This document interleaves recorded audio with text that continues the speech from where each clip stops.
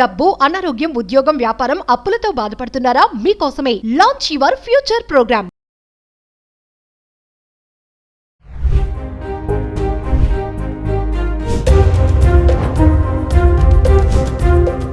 నమస్తే, welcome back to Suman. ప్రస్తుతం మనతో పాటు ఉన్నారు ఫ్యామిలీ కౌన్సిలర్ రజనీరమ్మ గారు.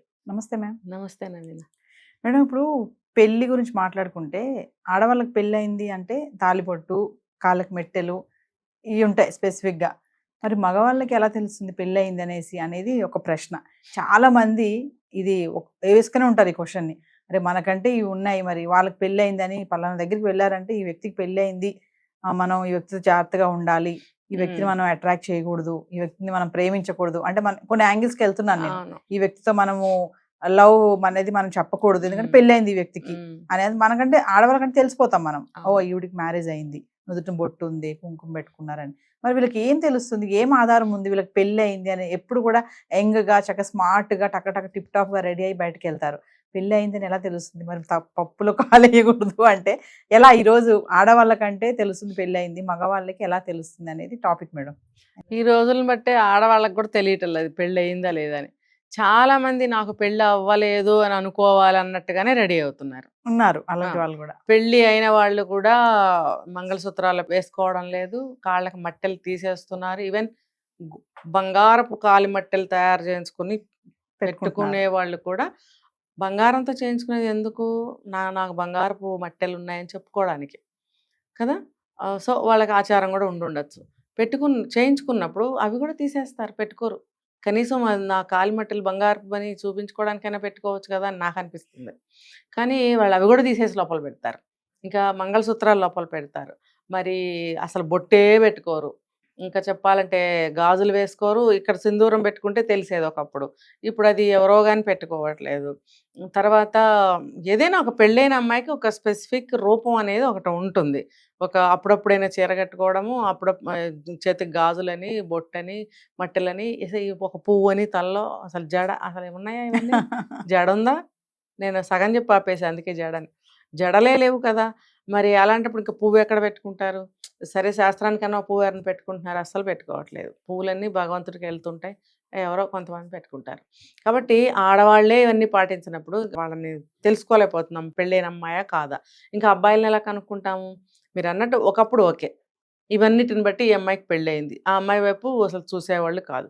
గవుకుని ఒక ఆవిడ ఎవరైనా ఎదురొస్తే వెంటనే కాళ్ళ వైపు చూసేవారు. ఎందుకంటే మెళ్ళో ఉన్నది ఏం చేయనో మనకు తెలియదు, కాళ్ళు చూస్తే తెలిసిపోతుందని ఇట్లా చూసిన వెంటనే కాళ్ళు చూసేవారు. ఈవెన్ నేను కూడా నా పెళ్లి కాని క్రితం ఎవరన్నా ఆంటీలు కానీ ఎవరైనా తెలిసిన వాళ్ళని వస్తే వెంటనే కాళ్ళ వైపు నేను చూసేదాన్ని, పెళ్ళయింది. సరే, మరి ఇప్పుడైతే ఏమీ లేవు. ఇప్పుడు మరి మగవాళ్ళని ఎలా తెలుసుకోవాలి? ఇప్పుడు మీరు చెప్పారు, ఒక వ్యక్తికి పెళ్ళయింది అంటే అతని జోలికి ఎవరు వెళ్ళేవారు కాదు, అలాగే ఆ అమ్మాయికి పెళ్ళయిందంటే ఆమె జోలికి ఎవరు వెళ్ళేవారు కాదు. ఇంకా పెళ్ళయింది అనే విషయం ఆ రోజుల్లో తొందరగా అందరికీ తెలిసేది. ఫలానా వీధిలో పెళ్ళయింది అని అంటే ఆ వీళ్ళందరికీ ఆ కాలనీలో తెలిసిపోతుంది అమ్మాయికి అబ్బాయికి పెళ్ళయింది అనే విషయం. ఇప్పుడు అసలు ఎలా తెలుస్తుంది? పక్కింటి వాళ్ళకే తెలియటం లేదు కదా.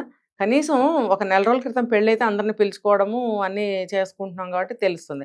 ఇప్పుడు పక్కింట్లోనే ఏమీ తెలియటం లేదు, ఇంకా కాలనీలోనో ఆ వీధిలోనో ఆ ఏరియాలోనో మనకి ఎలా తెలుస్తుంది?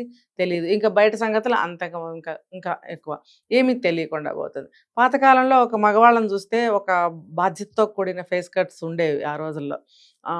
ఇంటి గురించి నా ఆలోచనలతోటి మొహంలో కొంచెం తేడాగా ఉండి పెద్దరికపు ఛాయలు అంటారు, ఒక బాధ్యతతో కూడినటువంటి ఆలోచనలతో కూడినటువంటి ఫేస్ ఉండేది.